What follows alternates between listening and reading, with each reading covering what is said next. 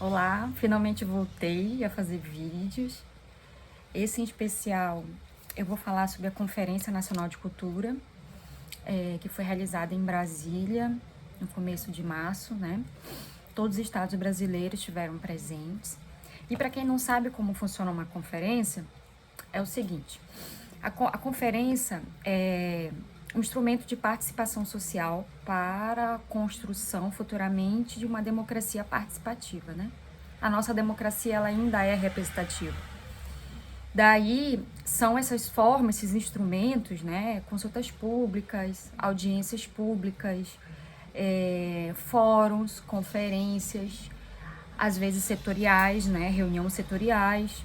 O próprio papel do conselho, né? Como uma instância consultiva, deliberativa, fiscalizadora, às vezes, depende do conselho.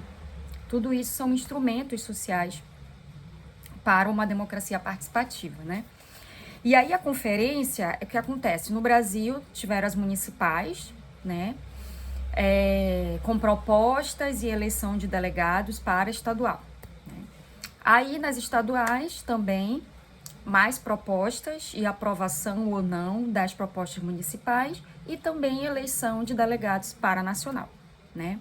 O diferencial aí é que antes da conferência estadual, né, na pré-conferência, houve as setoriais, né, das reuniões setoriais, enfim, para votar os delegados. Por quê? Só dos eixos não é suficiente, porque precisa ter um debate específico dos setores. E esses setores, eles são estabelecidos pelo Conselho Nacional de Política Cultural, né, que tem 18 cadeiras, tirando a do audiovisual, né, que aí é uma outra questão que o pessoal do audiovisual pode falar melhor do que eu, né, porque o audiovisual ele é um setor, mas ele foi retirado do Conselho Nacional, né, e ele tem conselho próprio, enfim. Só que isso não justifica porque na cadeira do Conselho Nacional tem patrimônio e o patrimônio tem seu conselho específico, então isso não fundamenta. Mas eu deixo a palavra aí para a galera do audiovisual fazer essa crítica, eles já estão reivindicando a cadeira deles de volta e etc. Então, são 18 cadeiras, né, das setoriais. Para quem não sabe, uma setorial ele é um segmento. Ele é um segmento do mundo da cadeia produtiva da cultura, né? Seja da produção simbólica, seja da perspectiva cidadã, ou seja da questão da economia da cultura. Daí, claro que esses 18 setores, eles não são definitivos no tempo e no espaço, eles podem haver mudanças, dinamismo, acrescentação de novos setores, né? Porque a cultura ela é dinâmica e vão surgindo sempre coisas novas e tudo mais, né? E para isso tem que ter um debate.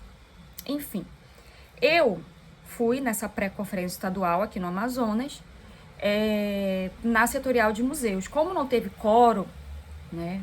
Que nós somos realmente poucos aqui, desarticulados, o único movimento que é unido relacionado a museus e patrimônio é o movimento Abraço Museu, né? Enquanto sociedade civil e que eu conheça, né?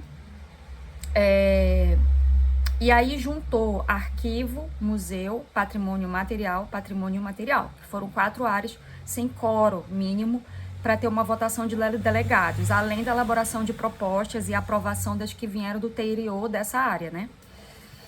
E aí eu fui candidata e ganhei com 11 votos para ser delegada de museu. Só que aquela coisa, nossas propostas aglutinavam biblioteca, arquivo, museu e tinha um fator amazônico, um peso muito forte lá, né? Então, isso não deixa de ser uma luta também relacionada à questão do patrimônio mais específico dos equipamentos culturais, né? Em especial, as instituições de memória, que nem todo equipamento cultural é uma instituição de memória, né? Vale ressaltar isso. E, ok, né? Teve a conferência estadual e tudo mais, e eu vou focar aqui na conferência nacional. Havia muitos anos que não tinha a conferência nacional, né? Acho que a última foi na época da gestão Dilma, e não teve mais. nos governos posteriores. Daí, o Plano Nacional de Cultura expirou o seu prazo de 10 anos. Já era para ter tido a Conferência Nacional para a revisão do Plano Nacional, não aconteceu, né? As chamadas voltaram para as conferências municipais, estaduais, para a nacional, ano passado, pelo Ministério da Cultura, com retorno do Ministério da Cultura. A forma de política de participação social que esse governo Lula tenta estabelecer em seu governo, né? E aí, quando foi agora, no começo de março, todos os estados brasileiros levaram seus delegados, que até o momento foi a Conferência Nacional de Cultura, mas com um número maior de delegados, com um número maior de convidados, com um número maior de observadores, que são os ouvintes, que não têm poder de voz e nem voto, né? Os convidados eram convidados do MINC, com poder de voz, e o delegado tinha poder de voz e voto. E aí lá na conferência, ela ficou dividida em eixos e sub-eixos. Esses sub-eixos, eles eram os grupos de trabalho, né, para debater os temas mais recorrentes que apareceram em todas as propostas dos estados e municípios brasileiros. Entendível? Então tá. Aí, o eixo 1, que norteou também as conferências municipais e estaduais que foram levadas para a nacional. O eixo 1, institucionalização, marcos legais e Sistema Nacional de Cultura.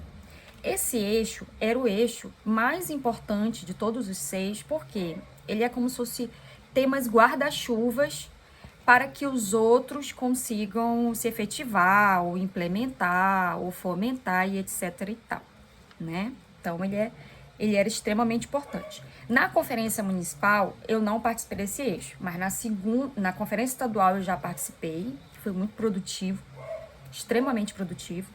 Inclusive, 2 das nossas propostas foram aprovadas lá em Brasília. E, vamos lá, eixo 2, democratização do acesso à cultura e participação social, né? E essa democratização do acesso, ela vale para tudo, que aí envolve muito a noção de cidadania, né? A cultura enquanto direito cultural e a sua participação, que é tudo isso que eu falei dos instrumentos participativos para uma democracia participativa, né? O eixo 3, identidade, patrimônio e memória. Então, é um eixo que era um grande bloco que tinha equipamentos culturais, os diversos tipos de patrimônio cultural, as diversas identidades culturais brasileiras, a própria ideia de memória, etc. Então, era um grupão, assim, que foi... Eu cheguei aí um dia lá, muita gente, muito debate, muito embate, né? Foi bem difícil a votação. E... eu não citei que no eixo 1 também eu participei lá na Nacional, que também foi maravilhoso, assim. Não vi brigas, todo mundo muito alinhado, o Norte e Nordeste se uniu bastante para aprovar as propostas que poderiam dar mais igualdade e equidade regional, né? Inclusive o fator amazônico passou em tudo, né? Menos em um eixo que depois eu vou explicar, né? Que na verdade em um GT. E aí o eixo 4, diversidade cultural e transversalidade de gênero, raça e acessibilidade na política cultural. Então, essa diversidade cultural é algo que eu sempre falo enquanto setores da política cultural, né? Que eu divido assim, enquanto política cultural, eu divido em setores artísticos, né? Que aí engloba um monte de gente, né? Audiovisual, artes visuais, artes cênicas, circo, enfim, todo mundo, aquele bolão de artes que a gente já conhece, né? Música, dança, enfim. E aí, nós temos a questão dos equipamentos culturais, que são todas as instituições, né? Que têm um objetivo de promoção, divulgação, difusão, relacionado aos bens culturais, né? Aí vale tudo, biblioteca, museu, arquivo, cinema, hemeroteca, filmoteca, centro cultural, enfim, uma série de instituições culturais. E aí, Temos também a questão dos setores que estão dentro do patrimônio cultural, que as pessoas pensam que é um só, mas ele é dividido em material, imaterial e educação patrimonial, né? Sem contar que também existe arte e educação lá nos setores artísticos. E nos equipamentos culturais tem educação museal, que se faz dentro dos museus.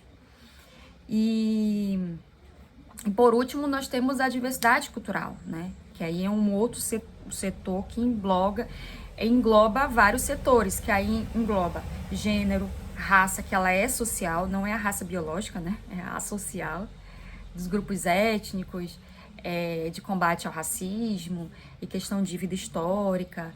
O debate ele é sobre raça social, né? Ele não é mais biológico. O biológico já está definido, a raça humana e pronto. O que ficou foi o preconceito, o racismo que a gente tem que combater e dar uma equidade entre povos e diferenças, enfim. Né? E a acessibilidade, que é algo que foi muito forte na Conferência Nacional. Muitos PCDs estavam lá, né? Muitos, né? Reivindicando políticas culturais para a categoria, usando a lei da acessibilidade, que ela serve para todas as áreas no Brasil, não só dentro da política cultural, né? Em todas as áreas. Então, essa transversalidade, ela é muito importante, muito. Porque não só uma dívida histórica, mas ela é inclusão social, ela é cidadania, ela é direito cultural, ela é representatividade, que soma a diversidade cultural no Brasil que nós temos, tá? Com as nossas diferenças sociais também. Vamos lá? Eixo 5, economia criativa, trabalho, renda e sustentabilidade. Então aqui pega tudo, pega economia da cultura, indústrias criativas, trabalho, trabalhadores da cultura, renda, como viver disso no Brasil, e a sustentabilidade, que diferente da área do meio ambiente, a sustentabilidade tem uma outra conotação na área da cultura, tá? Só para deixar um pouco claro. Quem for da área pode explicar melhor do que eu. Direito às artes e às linguagens digitais. Então, todos os setores artísticos estavam aqui, propondo políticas culturais para os segmentos artísticos, né? E também incluindo as novas linguagens digitais, que vão muito além de uma produção material que a gente está acostumado a ver, tá? E é isso. Dentro de cada eixo desse, tinha grupos de trabalho, que eram vários. Tinha eixo que tinha 10 grupos de trabalho, né? E aí, eu participei, assim, eu fui na NU de educação rapidinho, mas estava muito lotado. Depois fui pro de trabalho, né, e trabalhadores da cultura e tudo mais, trabalho e profissão na área da cultura, que foi muito produtivo, foi muito legal. Consegui ressaltar a questão, de alguma questão de conceituais, termos, como funciona na prática, a questão do fator amazônico. Teve embate, sim, né? Teve. Mas no final o consenso ganhou, né? A soberania da votação dos delegados no GT imperou e é isso que importa para uma democracia, né? E os embates, eles são normais, as diferenças são importantes para a construção do que é melhor para todos, tá? E aí, depois desses grupos de trabalho, né, isso lá na nacional, né, diferente de como se compôs a estadual municipal, que primeiro eram os eixos, né, e as setoriais específicas, fora da conferência. Na nacional, começaram, né, você aprova o regimento ou o regulamento, no caso lá, já tinha o regimento, o que foi aprovado foi o regulamento, no primeiro dia, aliás, no segundo dia, não, no primeiro dia. E aí, a partir do segundo dia, no primeiro dia e segundo dia, foram as reuniões setoriais para debater, né, tudo que foi posto na nacional, na estadual, na municipal, e como a gente pode estar distribuindo as propostas das setoriais, né, como elas estão nos eixos, como a gente poderia fazer para aprovar, né. Também foi uma reunião muito produtiva, eu participei especificamente da de museu, né? E aí que estava a presidenta do IBRAM, várias pessoas que trabalham na área, convidados, delegados, observadores, né?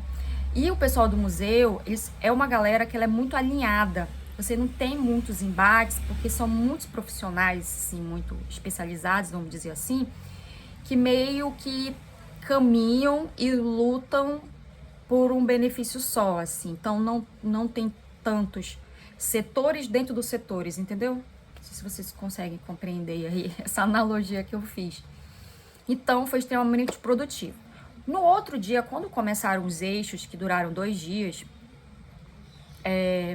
já eram os grupos de trabalho específico dos eixos, dividido por temas, que é o que eu falei, que eu passei no de educação, depois eu fui pro trabalho e profissões na área da cultura.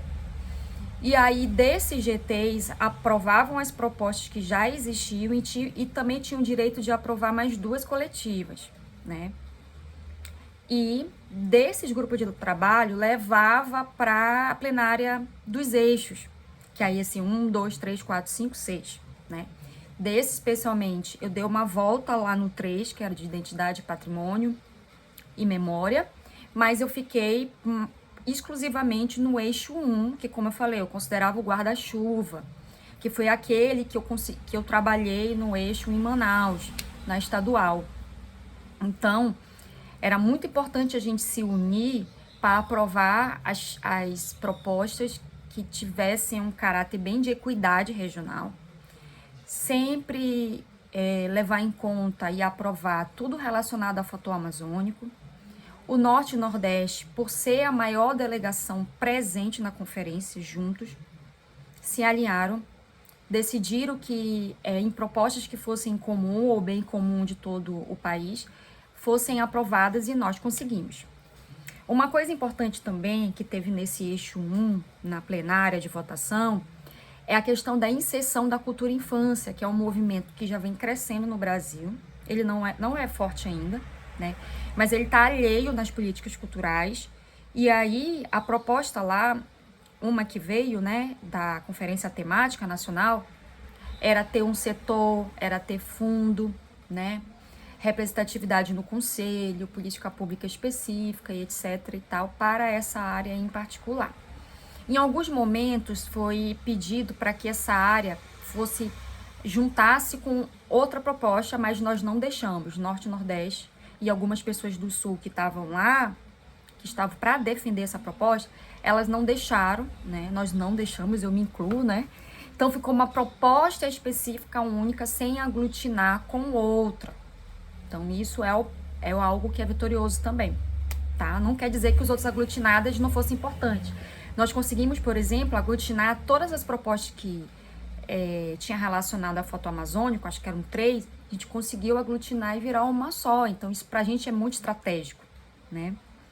Então, foi isso. Aí, todos os eixos, nas suas plenárias finais, que tiraram suas propostas, foram lidos e votadas na plenária final, né? Aí, pronto, foi uma grande vitória.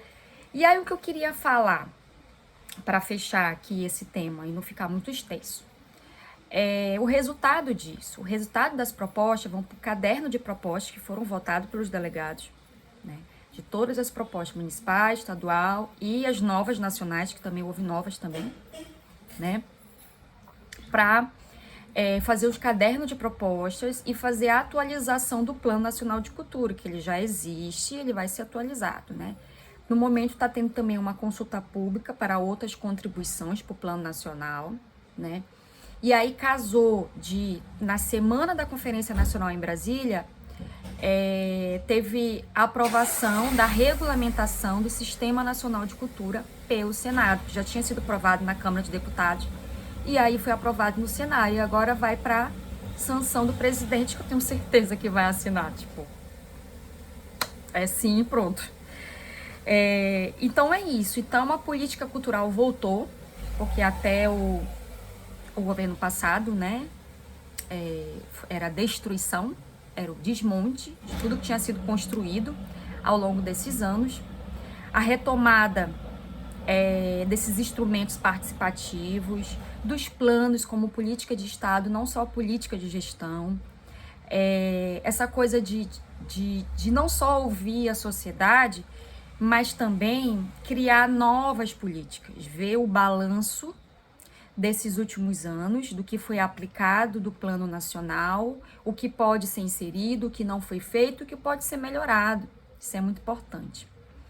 Outra coisa também importante foi a participação em massa dos setores culturais no Brasil. Eu nunca tinha ido para um evento que tivesse tanta diversidade cultural como eu vi na Conferência Nacional. Tudo que vocês imaginarem tinha lá. Tudo, né? Do pessoal dos povos e comunidades tradicionais como um todo estavam participando, o pessoal da capoeira, o pessoal de setores artísticos, dos equipamentos culturais, o pessoal do audiovisual, o pessoal do patrimônio, tudo. A diversidade cultural estava lá, presente de uma forma como eu nunca tinha visto em um mesmo espaço. Em números, parece que 3.000 delegados e convidados, somando 4.000 e pouco com observadores, né? Não chegou a 5.000, mas 4.000 e alguma coisa, não sei o número exato.